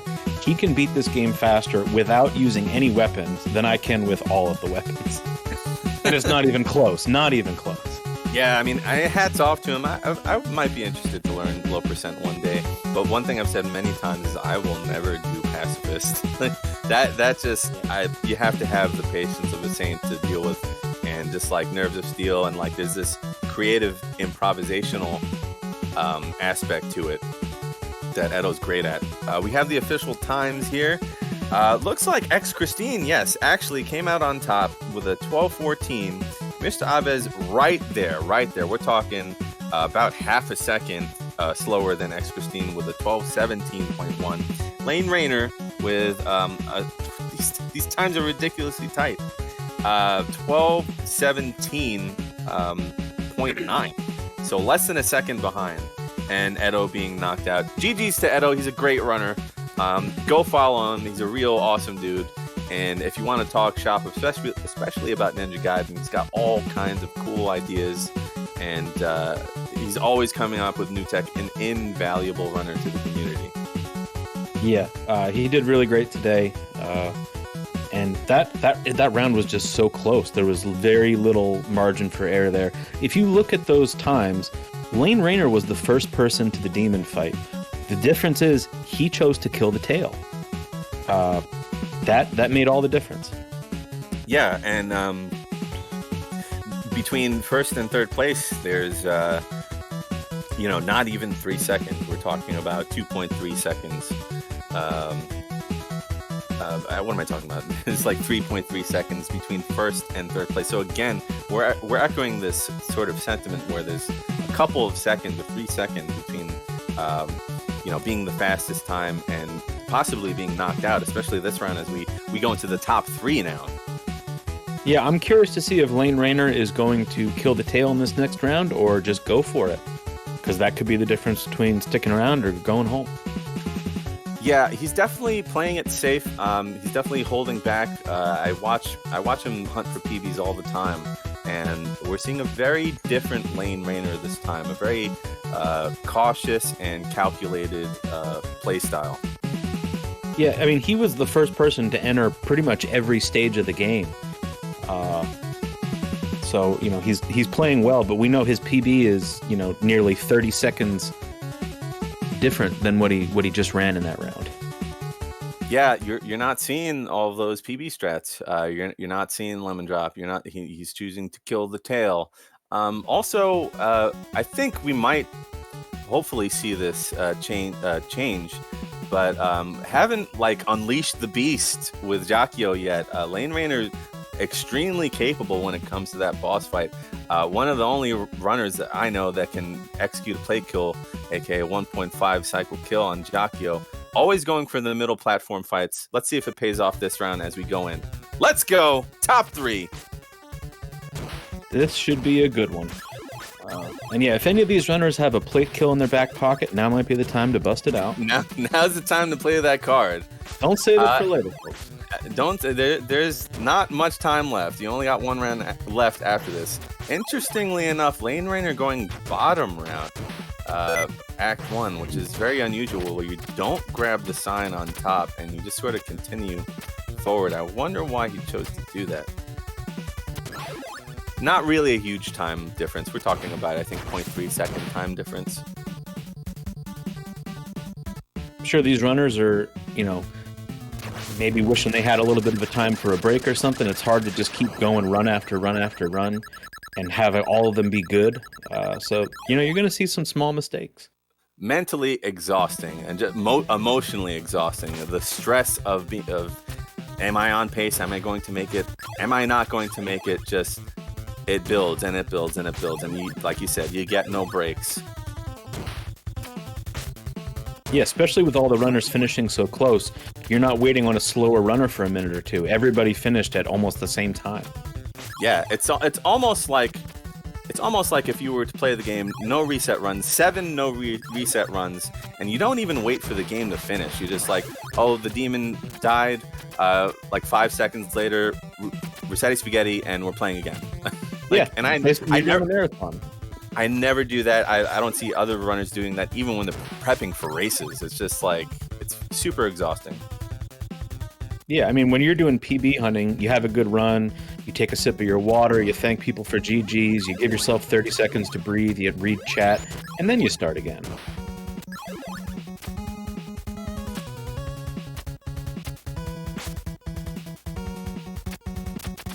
Looks like Lane Rainer is out in front, which is what we've been seeing, most of the day so far. So it's not really the early rounds where he seems to be playing conservatively. It's just maybe something he's doing differently in Act 5 and 6, perhaps. Yeah, I mean, so far, again, what I'm seeing that's different is the different approach to the bat in 4-2, where he chooses to wait for the bat to come and jump over it. Not a huge time loss. Also, going for what we call the Ohan drop in the last screen of 5-2, as opposed to the lemon drop or the up and over. And that's pretty much it. He's even going for the double bird boost, and I think he's only missed that once, which is it's ridiculous. The consistency with that time save, small though it is just absolutely insane. Oh, he does take a hammer there, but these things happen.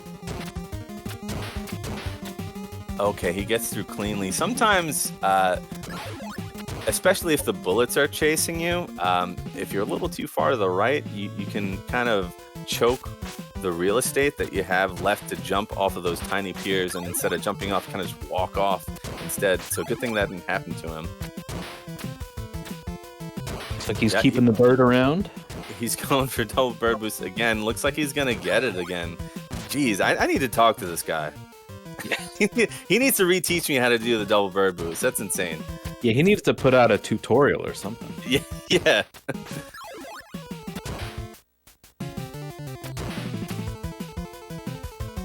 We saw him just use up a little bit of his ammo. Is he just getting rid of extra ammo that he has there before the fight? Yeah, so, and he gets it too. He got a great standard kill. One thing about this game that you might not realize unless like somebody maybe told you is that any excess ninpo that you have gets counted down after you defeat a boss first, and then the in-game counter gets counted down. So it does waste time if you have extra ninpo, especially if you have a lot of it. It can waste a good amount of time. So if you're confident in the kills that you're going for and having the exact amount of ninpo needed for the kills, usually it's a good decision to have the exact amount that you need. Right. We are talking about some pretty high-level optimization, though. If you're a new runner, save that ninpo and take the countdown. It's not a big time loss. No, I mean, but yeah, in a race like this, for sure, you don't need extra countdown time at the end. Right. I mean, I've even seen Lane during his PB attempts. Okay, he did. Did he go for? Oh, no, that's X15. I thought he didn't go for the bat weight. Lane Rayner did not wait for the bat that time. He went right through. He didn't, right? Okay, so we're seeing his strategy and mindset change a little bit. But I have seen Lane take one set of extra ninpo, that being 5 extra ninpo, into the Basker fight. So I think he's putting the pedal to the metal here, and he wants this. Looks like Lane might have missed Spin Slash in 4-1 because he didn't pick up the Spin Slash till the end of 4-2 there. Yeah, I somehow missed the beginning of what he was doing there.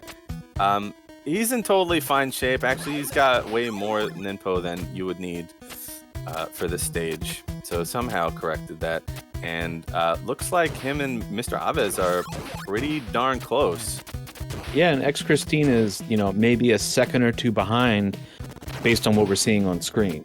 Okay, this makes sense. We missed it somehow, but he died on the 4-1 bat boost. He went for it and got sent to his death in a knockback.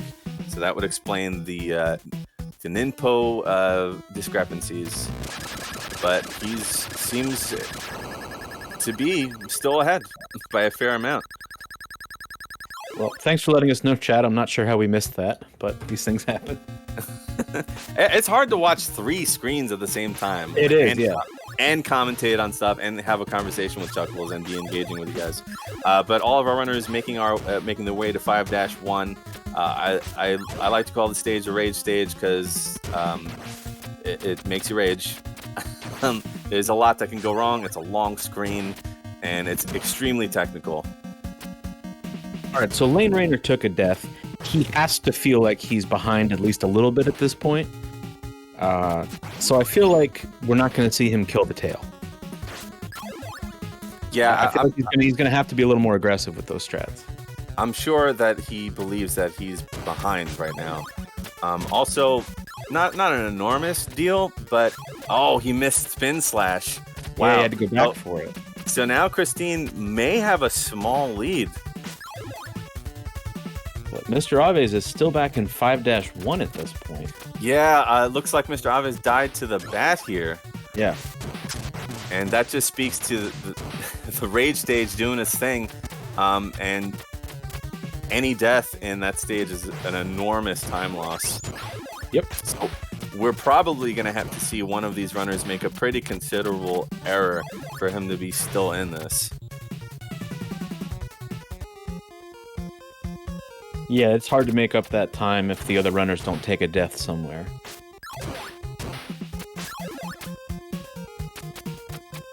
It sucks. 5-1 sucks. I was just going to say it. Even if you play really well, some just kind of like unwinnable situations can happen and you can die.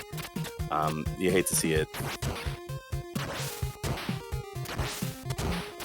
Yeah, this game can be unforgiving in so many spots. It's not just like there's one hard stage.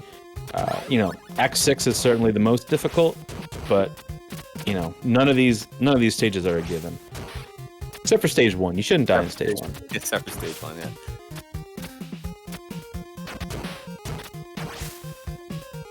All right, Lane is going to be the first one to maul. X15 really close behind. I'm saying, according to what we're seeing on screen, maybe 4 seconds behind.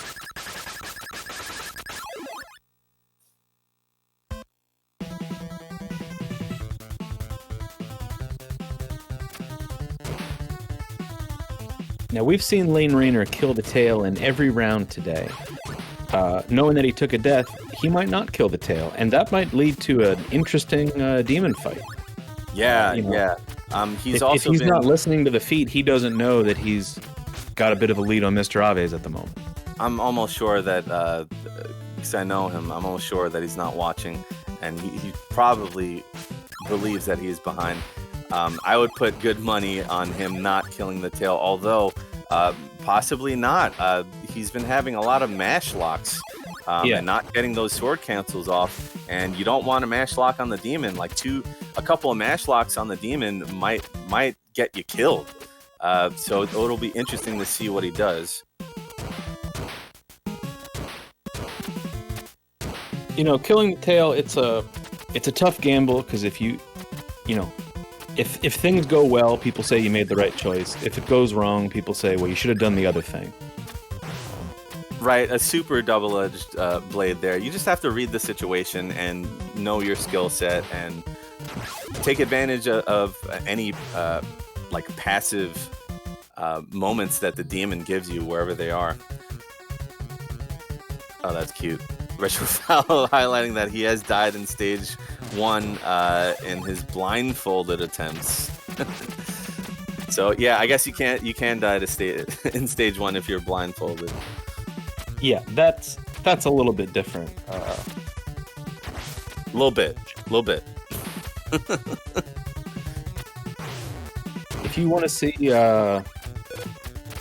a runner play games without looking at the screen, you should definitely give Retrofoul TV a follow, because he's done that on a few games and it's a lot of fun to watch. Oh my god, he's done amazing things blindfolded, like incredible things that like you might think are barely possible, and he's got like daredevil powers, and he routes it out, and he uses any audio cues that are presented to him, and he takes advantage of them and gets the job done. Lane Rayner is the first to take down the clown nose. Christine is right on his tail. Unleash the fury, Lane. Oh, took a hit. Okay, getting a 2 cycle. Very nice good. Recovery. That's the fastest jockey of the day by a pretty wide margin. I don't even think we've seen a 2.5 cycle yet. Now, does he kill the tail? Oh no, he's mash locking a lot. No, he doesn't. Uh-oh. It is risky, but okay. Nicely done. He seals the deal. X Christine choosing to kill the tail.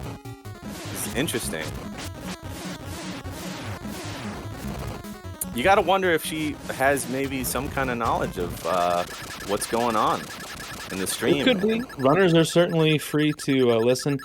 Also, Christine had a clean run otherwise. Whereas in the previous run, Christine lost Spin Slash and had to make up for it, and maybe that's why she didn't kill the tail. This time, she had a very good run all the way through, so she felt like she had the opportunity to play it safe. Wow, even with the death that Mr. Aves had, finishing not far behind at all. So he cleaned up as much as he could. He closed that gap by a lot. And GG's to Mr. Aves and Lane Rayner and X Christine. Amazing runners. Great race. Yeah, that was a great round.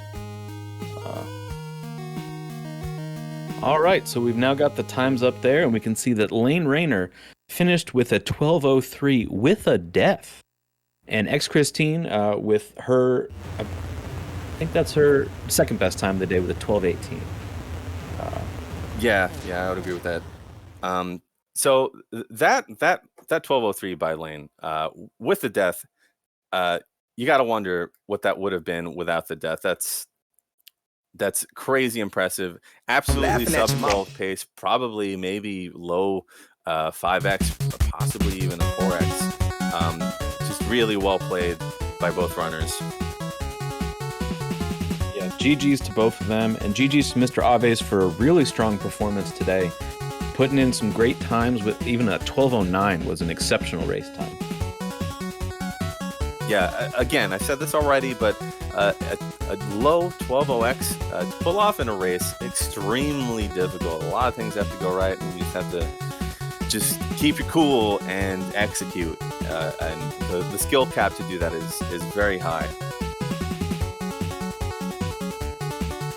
So this is it. This is it, everybody. This is the moment that we've been waiting for. We have two of the fastest ninjas today, and we're going to see who comes out on top.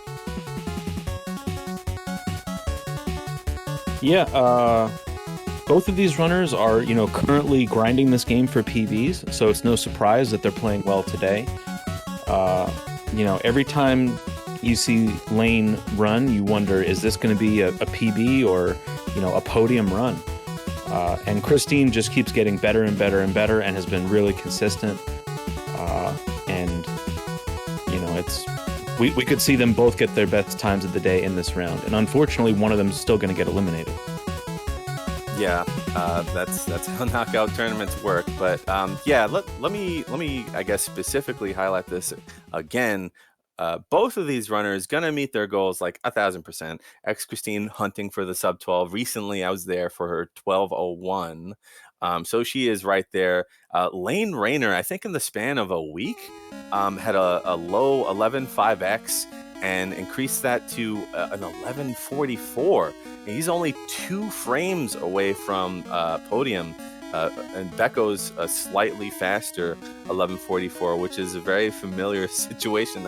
It's really odd to say I've been in that exact same situation, being 2 frames away from Becco's time. This runner's potential just ridiculous. I think he's been running this game for a year and a half, which is insane. The progress that he's made is absolutely mind-boggling, and it's been a real treat to watch his journey. Yeah, I think before not too long, we're going to see his name on the leaderboard pretty close to yours, Retro Runner. You've got a pretty good time in this game as well. Yeah, it's all right. It's okay. It's not the best.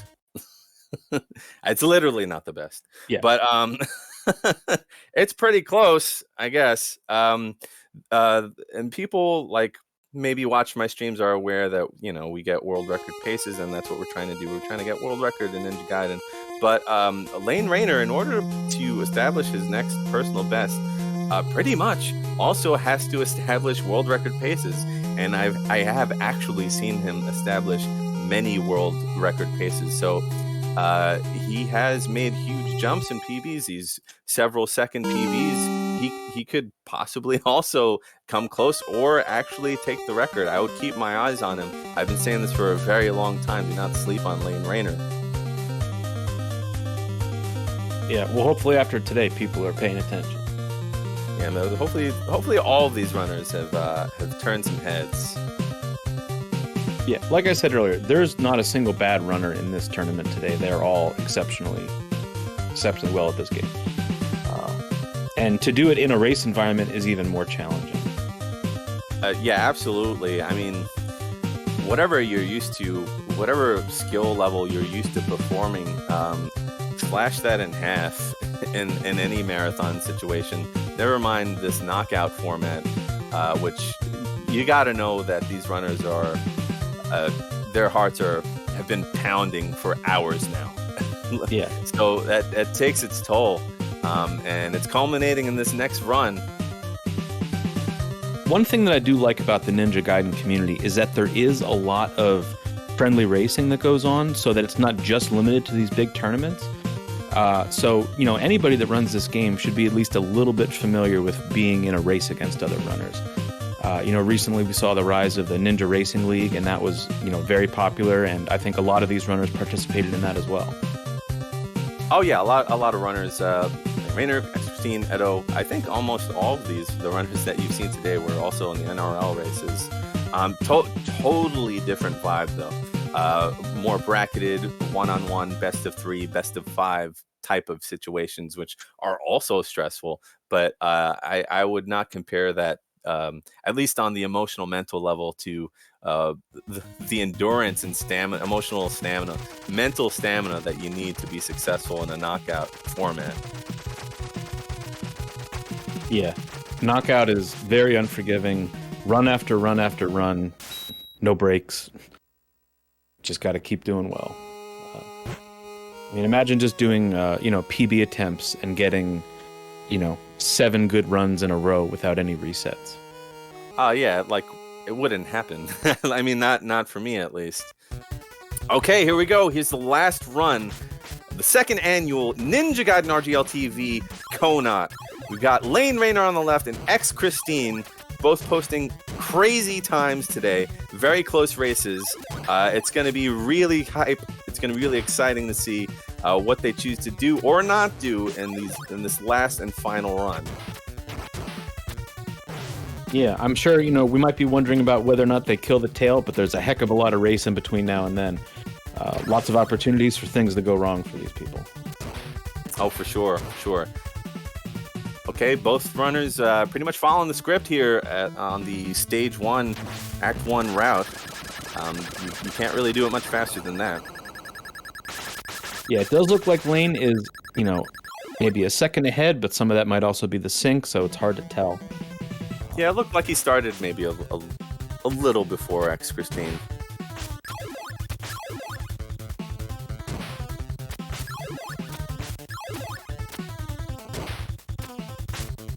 So now we really get to pay attention to all these details. Who has the better climb here? And it looks like Lane has the stronger climb. He gets the giddy up. Both runners get a great giddy up, making their way to the bounce house. Both got their spin slash.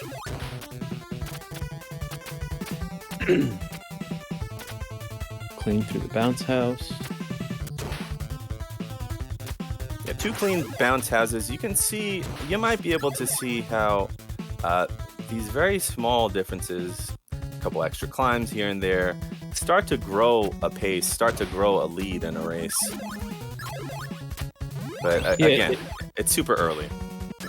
Right, but if you can save a couple of frames on every screen, that does add up over time. Absolutely. There's a lot of little optimizations that can help make the difference between a 12-minute time and an 11:45. Right. Clean bat boost by Lane and X Christine, both getting the forward boost. Sometimes you could get knocked backwards by the boost, which is still faster than climbing up the ladder on the right, but it's something that you want to watch out for. You don't want to get knocked backwards by the bat. All right, both did pretty clean through 2-2.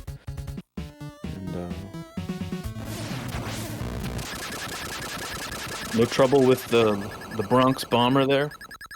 Yeah, Bomberhead from the Bronx.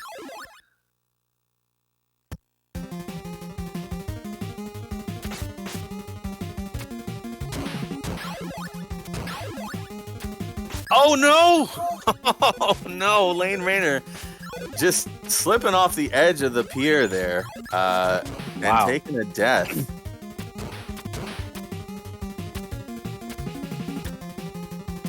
That's it's certainly a time loss. It doesn't affect his weapon situation as he still gets the fire wheel now. No, it doesn't affect his ammo or weaponry, but it's a pretty hefty time loss. It's not insurmountable, but he will have to work pretty hard to close the gap now. Right. If I'm Lane Rayner now, I'm thinking I need to be going for PB strats the rest of the way out to make up for that time loss. Is that true or not? I don't know. He might, Christine could also make a mistake, and then he'd be right back in it. Right. But I don't know. If I'm Lane, I'm not holding anything back at this point. I'm going all out. Lane Rayner, I think, 6 for 7 on double screed. Just insano. Just so consistent with that. Might as well name it after him. Yeah, it's his trick now. I'm not even going to do it anymore.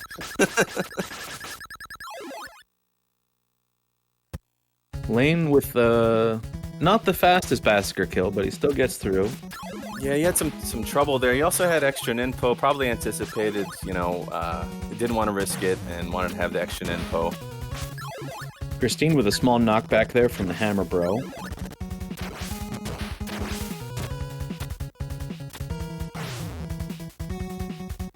She goes for the bat boost. She gets it. I wonder if Lane's going to go for the bat boost because he took the death last time. Oh, he took a knockback from the bat, but at least he didn't die. He's still in there.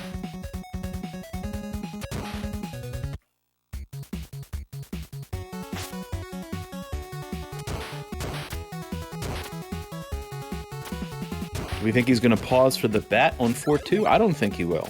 I don't think he will. I think he believes that he can't afford. We'll see. Okay, he just goes right through. No problem. Christine getting roughed up a little bit on the bridge. Not too bad. Yeah, she probably could have used a little more ninpo. Yeah, probably maybe lost about half a second there with a couple knock forwards. But Lane also getting knocked forward. That bridge is not easy. You know, these folks can make it look easy most of the time, but that's a tough stage there. The thing about that bridge is there's seemingly, I don't know, like just infinite amount of different things can happen there, different hammer rope patterns. And then like when there are different patterns in this game, it's not really like other games, like RNG and other games, kind of like massively apparently different. In this game, an RNG difference in the global timer could be like, oh, well, the Pickle Ninja is like, you know, a pixel and a half closer to you than he normally would be. And it's not the easiest thing to read. Oh no, Lane getting knocked around by the dragon cannons. Not having oh no. He tried to get to that platform from the left side and just couldn't make it. His second death of the run. And that's a big slowdown because he doesn't have Spin Slash anymore. He doesn't have Spin Slash. He can still mash the dogs, and it's not. If it was an isolated event, might not be a big deal, but it really adds to the deficit here. And X Christine's going to have to make a serious mistake for Lane to have a shot at this point. Yeah, you wonder if that slightly broken controller is starting to cause some issues after all these runs. Yeah, I mean, it's as runners, it's an easy thing to blame the controller, but I can attest to it personally that, I mean, he's been using the same controller for a long time, and like just watching him hunt for PBs, you can visibly see that he's mash locking all over the place, and that D-pad is busted. Yeah, I think we need to send him a new controller. Yeah, he's got a couple on his way. Unfortunately, did not get it in time for this race. Christine making her way through 5-2 now, increasing her lead.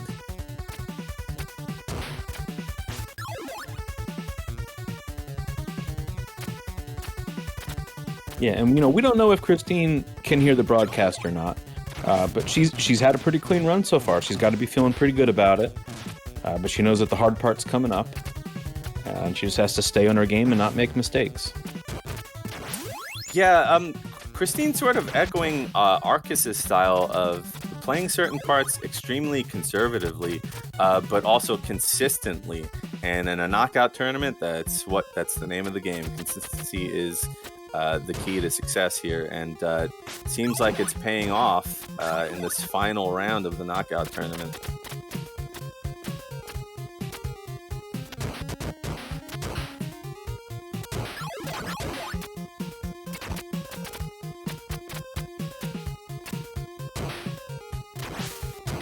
See how Lane does here with the drop, or if he takes the up and over. We've been seeing him drop all day, so he went for the lemon drop. He went for the lemon drop, and he didn't take the backup health. So you can tell he knows he's hurting. He knows he's hurting, and he's fighting right now. He's trying to keep alive. Yeah, he's not in a position where he can play safe. He knows who he's up against.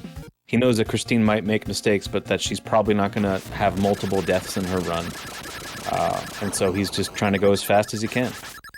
Yeah, I'm going to say, again, it would probably take at least one death, even if it was not the most costly death, for Lane to have a shot here.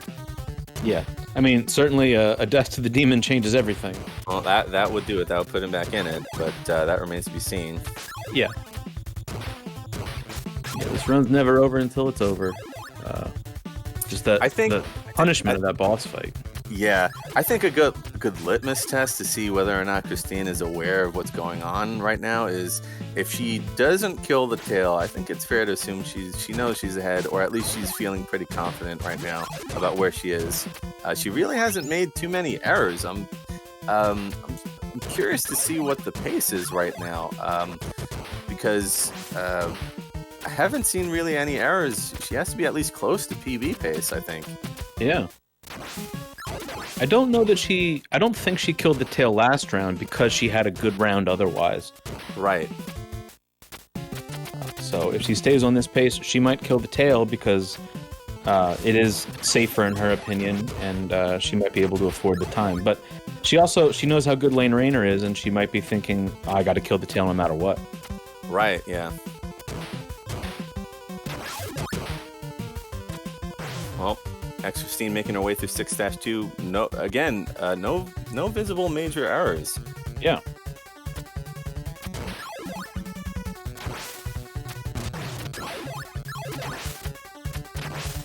Lane Rayner getting stuck to the wall there. That's a common problem in this game. Ryu has very sticky fingers. Yeah, he likes to stick on things. Sometimes he takes small naps. He gets very tired. He's take a small nap on the wall before he goes on, and just got to kind of deal with it. But that area in particular, you have to stagger because of the way that the enemies and walls are laid out. You can't just keep going to the left. You'll stick right to the wall. And if you push too far to the left, you'll still stick to the wall. And that's what happened later.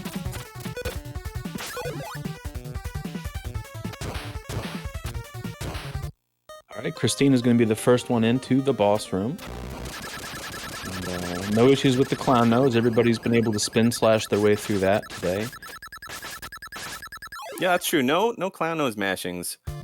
Oh no! Oh Lane, my God! Lane taking a game over there because he got stuck to the wall, which is a common problem, and that bird is a jerk. Yeah. What specifically happened is he got kind of a god hammer there. Tried to read it and pause, but was unable to kill the bird, and the bird followed up with some knock forwards and knock backs. He was in trouble with health anyway and got knocked into the pit. It's a really terrible thing. It's somewhat situational. It wasn't a ton that he could have done there. We see Christine get to the demon here, and she does go to kill the tail. She had a great run otherwise, and so she felt she had that safety net, so I don't fault her for that. So X-Christine takes the KONOT. Congratulations, X-Christine. Well played. A very nice recovery considering that she was at risk of getting knocked out in one of the earlier rounds. She really got back on track and did what she needed to do. Yeah, she was pretty close during that round where all the times were really close. Congratulations again, X-Christine. Just very consistent. And that's what made her successful in this Ninja Gaiden 80% KONOT. Yeah, very, very impressive showing from X-Christine. She showed that, consistency is really important in this type of tournament. And, you don't have to be the fastest runner in every round as long as you're the fastest runner in the last round. Yeah, it's a survival game. Lane Rayner got to be feeling like the tossed and tattered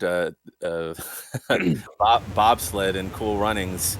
And he's just got to finish the race at this point. Yeah, but you know what? For someone who didn't even know he was going to be doing this competition a few days ago, I think he did really well today. He nearly got a sub 12 with a death, and he showed that he's definitely someone to keep your eye on those leaderboards. Absolutely, I've been saying this for a long time. Keep your eye on Lane. He's going to go places, and yeah, he showed. He showed the F up. Yeah. Whoops! I almost whoopsied. He showed the F up and showed that he knows how to play this game. He was really the only runner who was going for center platform fights. He had the fastest Jacchio fight. He's the only runner with a 2-cycle. I don't even think there was another runner who had a 2.5-cycle Jacchio fight. So clearly Duke could play. But Ninja Gaiden be Ninja Gaiden and doing Ninja Gaiden things. A couple of scenarios there, just not really a heck of a lot he could have done. And great showing by Lane Rayner, absolutely. And the rest of the runners, I love this community. I can't say it enough. I love all the ninjas. They rep this community so hard and continue to make this game look so cool, attracting more and more runners to it. And it's just like the game whose hype refuses to die.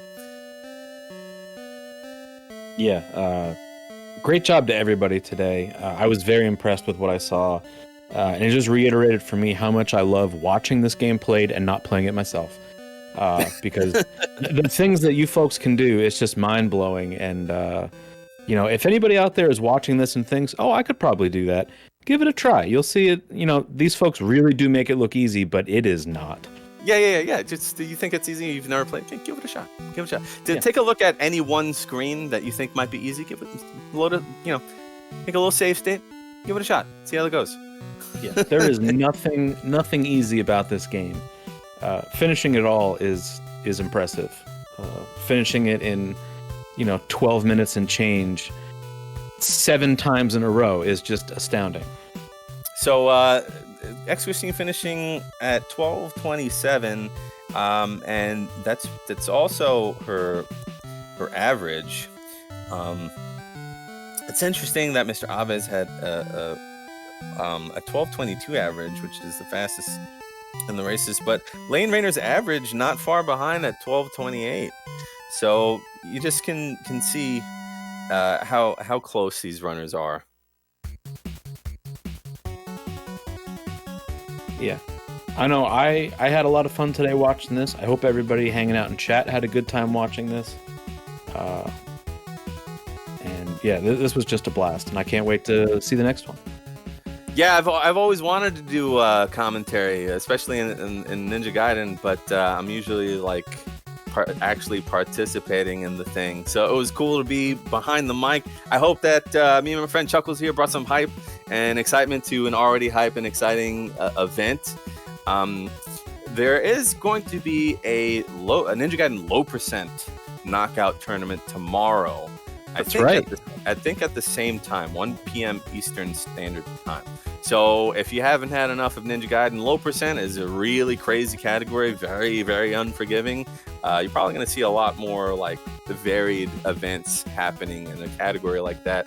I definitely recommend checking it out. Follow all of these runners because not only are they extremely talented at this game, they are all worth your time and very entertaining and nice people that I recommend just hanging out with and having a good time with.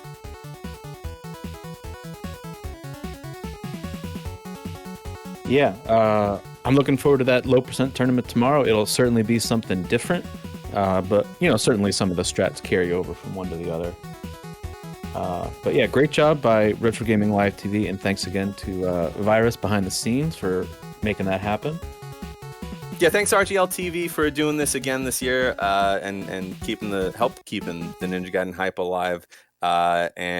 Yes, thanks Beatrice Returns for all the back end work, and thanks Ninja Gaiden community, and you Chuckles, my buddy Chuckles, for agreeing to do it. Yeah, happy to be here with you, man. So I think that's I think that's it. Yeah, I don't know if the channel's gonna raid somewhere or how that works, but that's out of our hands. Well, all right. I'm just here now.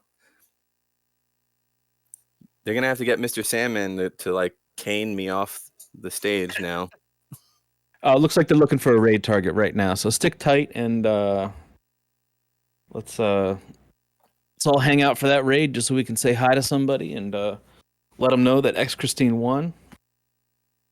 Stick around for the raid, guys. Thanks for hanging out. I'm the Retro Runner, signing off. Keep on shredding games.